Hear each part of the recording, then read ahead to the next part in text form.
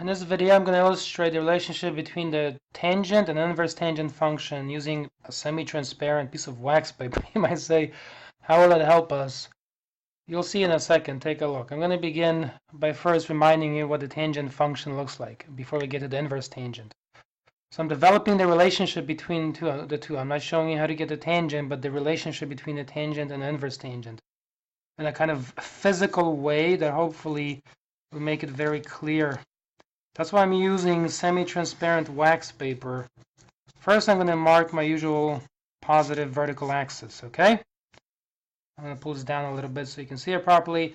Then I'm going to mark my usual horizontal axis this way, where this is to the right, so it's positive, and this here would be to the left, so it's negative, and so on. Now, I'm again going to assume a little bit that you already know the familiar, appearance of the basic tangent function. That function has, as you might recall, vertical asymptotes going through the following here. Pi over 2 and then negative pi over 2 over here, for example, okay? Like that, negative pi over 2. Let me mark that here, negative pi over 2. And you should remember that the input into the tangent function from this axis, from the horizontal axis, the input is usually an angle. I'm going to put an A here. Look carefully now. I'm going to put an angle, okay? I'm putting A for angle along the horizontal. That's what goes into the tangent function. And what is produced, as you may have learned, is basically the ratio between the y and x coordinates from the unit circle.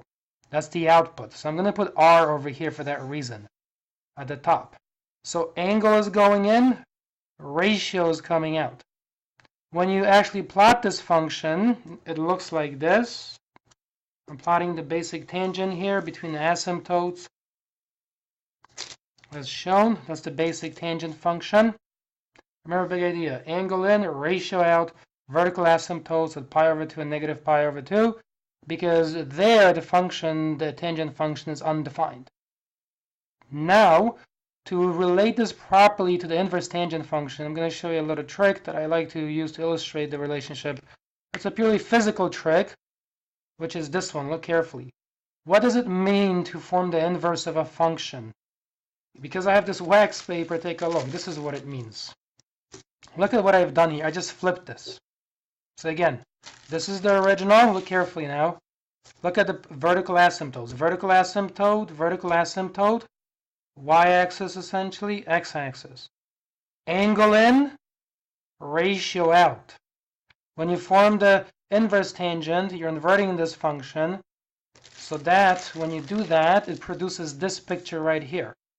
What were originally the vertical asymptotes have clearly become horizontal asymptotes. You see that? And what originally, keep this in mind now, what originally was the ratio output, now, as you can see, it's a little backwards, but you can see that this is the R over here. This is now the ratio that is input and the angle that is output. So I'm going to do this one more time. This is kind of the standard way of viewing it. Angle. I'm going to do it this way. I'm going to grab an angle from here. Look. I'm putting an angle in, essentially, and a ratio comes out along this one. You see that? Angle in, ratio out. Now I'm going to flip it and invert it, that is, essentially, in a purely physical way. And this gives the correct picture of the tangent function.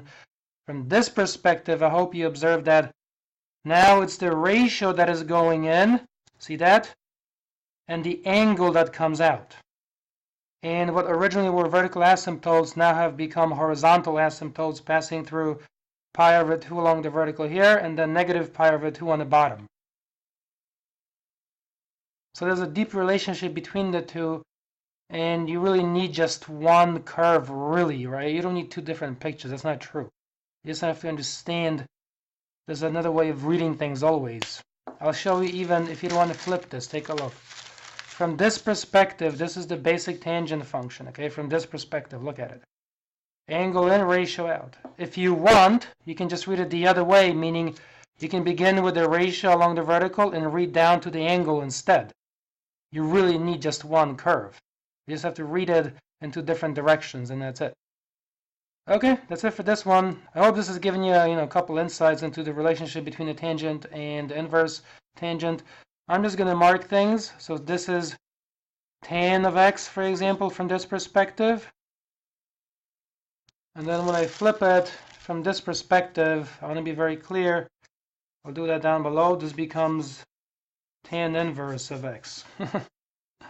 And that's it. Thank you so much, and leave a like. I'll see you in another video.